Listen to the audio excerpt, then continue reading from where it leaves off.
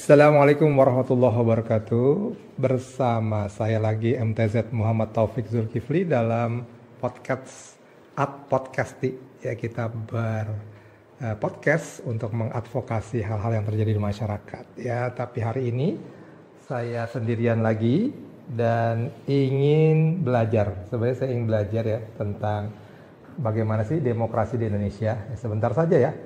Karena ini masalahnya adalah kemarin ketika pemilu berlangsung, walaupun agak rame, ya tentu saja kalau pemilu harus rame ya, tapi alhamdulillah sudah selesai, tapi sekarang masuk ke pilkada.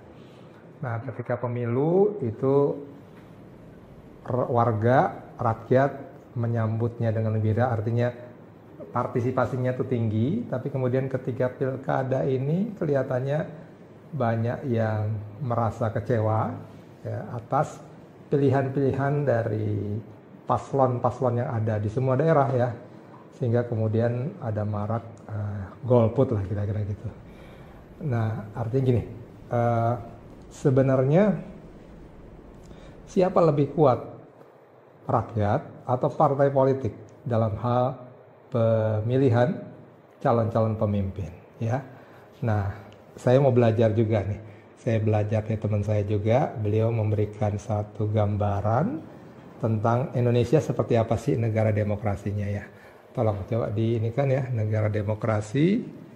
Kita lihat. Ya, jadi memang Indonesia adalah negara demokrasi. Di pasal 1 ayat 2 Undang-Undang Negara Republik Indonesia tahun 1945 ini konstitusi kita ya. Jadi Undang-Undang Dasar 1945 dikatakan kedaulatan berada di tangan rakyat dan dilaksanakan menurut Undang-Undang Dasar. Coba lihat ini nih, pasal satunya ya. Pasal 1. Ya, ini nih bentuknya Undang-Undang Dasar yang sudah diamandemen ya. Jadi pasal 1, bab 1 bentuk kedaulatan, pasal 1 negara Indonesia ialah negara kesatuan. Kemudian yang berbentuk republik. Oke, berbentuk republik. Dan kemudian pasal 2-nya kita perhatikan. Kita lihat di sini pasal 2 ya. Di tab saya. Kedaulatan berada di tangan rakyat dan dilaksanakan menurut Undang-Undang Dasar. Jadi kedaulatan itu berada di tangan rakyat. Jadi rakyat yang berdaulat di negara kita ya. Tapi kemudian dan dilaksanakan menurut Undang-Undang Dasar. Nah, ini kan pasal 1, Undang-Undang Dasarnya seperti apa. Nah, ternyata balik ke itu ya, tadi demokrasi, negara demokrasi. Kita lihat ada beberapa nih ya, yang menyimpulkan atau bisa dikatakan bahwa ya memang kedaulatan berada di tangan rakyat dan dilaksanakan menurut Undang-Undang Dasar, tapi kemudian secara tersurat dan tersirat dikatakan parpol sebagai sumber kepemimpinan bangsa. Partai politik adalah sumber kepemimpinan bangsa. Jadi calon-calon pemimpin itu calon-calon pemimpin bangsa, presiden, wakil presiden, gubernur dan seterusnya, dan anggota DPR, DPRD itu kita lihat ya harus lewat parpol gitu ya. Kita lihat sekarang di pasal misalnya tentang pemilu. DPR-DPRD pasal 22E, coba kita lihat ya. Bisa masuk pasal 22E ya. Nah, di sini kita lihat ini pasal 22E Undang-Undang Dasar Negara Republik Indonesia tahun 1945. Kita langsung ke pasal 22E ayat 3 ya. Di situ dikatakan bahwa ya, kita lihat ayat 3-nya. Peserta pemilihan umum untuk memilih anggota Dewan Perwakilan Rakyat dan Dewan Perwakilan Rakyat Daerah. Jadi DPR, DPRD itu adalah partai politik. Jadi kan untuk memilih anggota DPR dan DPRD, itu gimana caranya? Nggak bisa rakyat sendiri, saya mau jadi anggota Dewan Perwakilan Rakyat, saya mau jadi DPRD gitu, nggak bisa. Tapi harus melalui partai politik. Jadi dia harus diajukan oleh partai politik. Baru masuk menjadi Dewan Perwakilan Rakyat atau DPR atau Dewan Perwakilan Rakyat Daerah.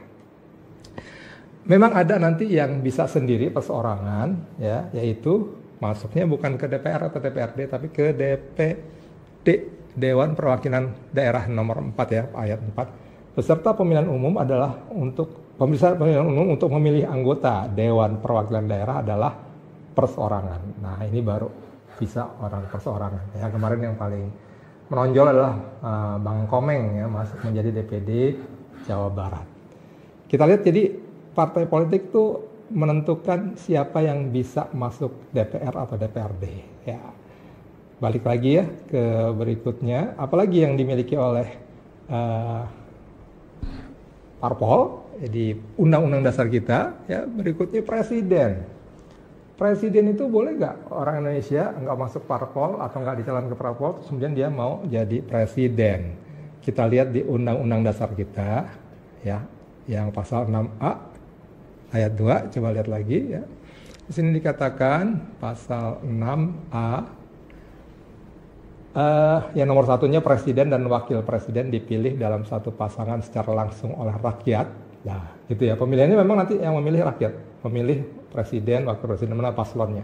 Tapi kemudian kita lihat di ayat 2, pasangan calon presiden dan wakil presiden diusulkan oleh partai politik atau gabungan partai politik peserta pemilihan umum sebelum pelaksanaan pemilihan umum. Jadi memang nanti rakyat yang memilih presiden dan wakil presiden, tapi pengusulan presiden dan wakil presiden itu oleh partai politik atau oleh gabungan partai politik peserta pemilihan umum.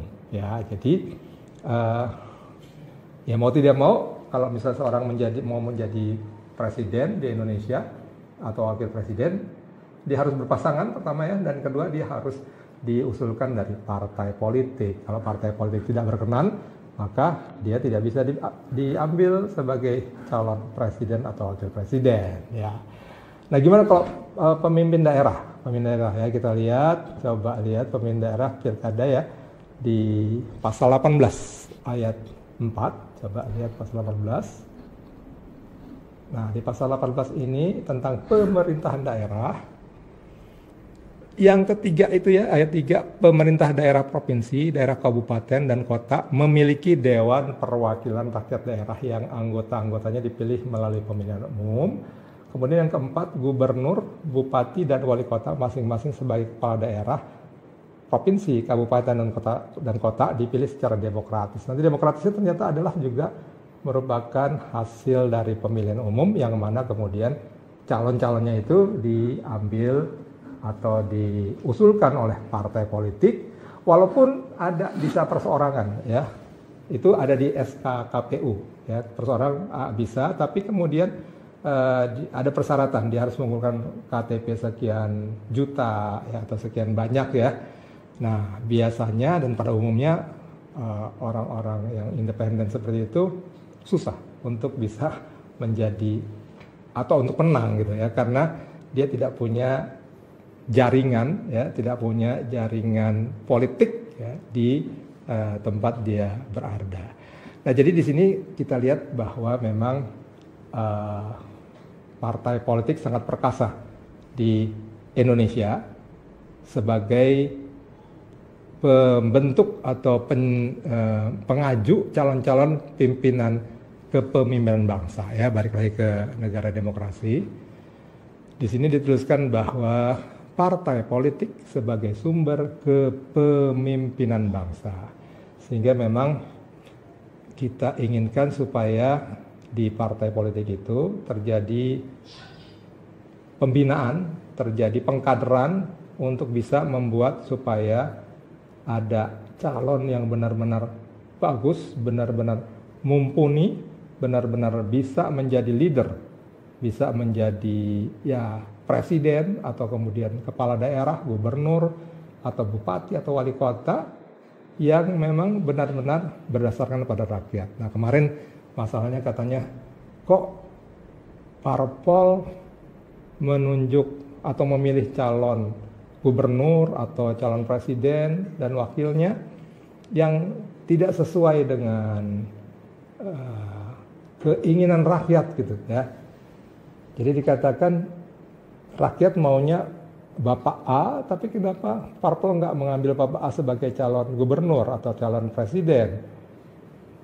Nah, karena ini ya, karena yang mencalonkan itu adalah harusnya parpol bukan rakyat ya. Jadi dikatakan kalau disurvei kan si anu itu lebih tinggi daripada yang sana gitu ya. Itu survei dan bukan survei tidak masuk sini di Undang-Undang Dasar 1945 ini ya. Jadi artinya memang kalau misalnya bisa kalau kita mau bikin udah menurut rakyat saja, ya udah kalau itu nggak usah pakai pemilu, ya pakai survei aja. Nah sekarang masalahnya aturannya undang-undang dasar seperti ini, kemudian ada undangan turunannya, undang-undang pemilu, undang-undang pilkada segala macam itu sudah dilalui dan kemudian sudah dapat calon-calon untuk menjadi gubernur atau wali kota atau bupati sudah jalan. Ini kan artinya proses demokrasi sudah jalan. Ya. Nah, kemudian ini sudah mengeluarkan biaya besar juga, ya biaya sangat besar bahkan ya. Nah, kemudian tiba-tiba ada sebagian orang gitu atau sebagian masyarakat yang kemudian menyatakan bahwa kita golput aja atau kita coblos semua gitu ya. Nah, ini saya kira yang saya maksud dengan merusak demokrasi menjadi mubazir gitu ya. Biaya yang sangat besar itu tidak bisa mendapatkan pemimpin yang baik. Mungkin dianggaplah semua buruk, tapi kan dalam Islam misalnya ya, kalau semuanya buruk maka kita mengambil yang mudorotnya paling kecil daripada yang buruk-buruk itu, misalnya seperti itu ya. Artinya tetap saja harusnya memang kita jalani proses demokrasi ini. Pertama tadi supaya tidak mubazir kali gitu ya. Yang kedua adalah supaya memang benar-benar bisa mendapatkan pemimpin walaupun dia buruk, tapi ini yang terbaik daripada yang buruk ya, atau yang mudorotnya paling kecil daripada yang buruk ya. Jadi akan terus berjalan. Kalau enggak kan ya, kalau misalnya itu tidak dikehendaki ya, kalau gitu ya pakai survei aja ya, itu mungkin lebih murah ya. Akan tapi tentu saja kalau survei ya harus diganti dulu nih Undang-Undang Dasar 45 dan semua undang-undangnya. Ya, jadi saya kira kalaupun mau dirasa ini kurang adil, kurang bisa memberikan kepuasan bagi rakyat, maka gerakan yang kita lakukan harusnya adalah memperbaiki undang-undang ini, atau kemudian ada pasal-pasal yang menyatakan bahwa partai politik harus benar-benar mendengar aspirasi rakyat. Gimana caranya? Partai politik harus sesuai dengan survei yang ada di masyarakat, misalnya seperti itu ya. Kira-kira seperti itu ya yang dapat saya sampaikan. Mohon maaf, ini saya sedang belajar tentang demokrasi di Indonesia, yang mudah-mudahan bisa terus berjalan negara kita dengan maju terus ya, nggak pusing atau nggak ribut masalah-masalah yang sebenarnya sudah diatur dalam Undang-Undang Dasar ya, tinggal kita atau undang-undang yang lainnya tinggal kita perbaiki sedikit demi sedikit ya, atau mau sambil banyak-banyak juga nggak apa-apa, tapi ya sesuai dengan prosedur saja ya. Insya Allah segitu dari saya @podcasti MTZ Muhammad Taufik Zulkifli. Assalamualaikum warahmatullahi wabarakatuh.